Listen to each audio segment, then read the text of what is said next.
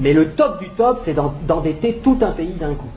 Et là, il y a des spécialistes de ça, il y a le Fonds monétaire international, il y a la Banque mondiale, il y a l'OMC, qui ont des individus, des équipes particulières qui vont dans les pays pauvres, en général où on peut trouver des ressources qui sont utiles aux pays riches, des ressources minières, des ressources géologiques, des ressources énergétiques, du pétrole, etc. Et on dit aux dirigeants de ces pays, est-ce que vous savez que vous êtes assis sur des montagnes de profits?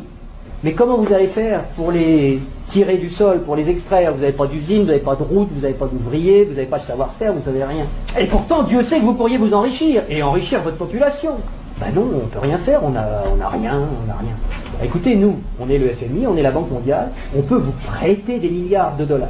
Et avec vos milliards de dollars qu'on va vous prêter, vous allez pouvoir exploiter vos ressources et nous rembourser haut la main sans problème. Mais il y a une petite clause dans le contrat de prêt, et de toute façon vous ne pouvez pas y couper, c'est que vous allez avoir besoin de routes, vous allez avoir besoin d'un port pour que les pétroliers puissent aborder, vous allez avoir besoin d'un pipeline pour aller des puits de pétrole au port, vous allez avoir besoin de soldats pour protéger le pipeline des terroristes, donc on amènera aussi quelques soldats, et vous allez avoir besoin de beaucoup d'argent pour financer tout ça, et à qui vous allez acheter tout ça? Où sont vos entreprises? Mais on vous a dit, on n'a pas d'entreprise. Ah bon? Bah écoutez, c'est pas grave, nous on en a. En Occident, beaucoup, on en a plein. On a Halliburton qui fabrique des usines, on a Areva qui a besoin d'uranium, on a Bouygues qui fabrique des autoroutes, des ports, tout ce que vous voulez, on va vous faire ça aux petits oignons, pas de problème. Et c'est comme ça que ça marche. On vous prête 15 milliards, sous réserve que vous fassiez travailler nos entreprises, et de toute façon vous ne pouvez pas faire autrement. Donc regardez bien ce que ça fait au point de vue monétaire.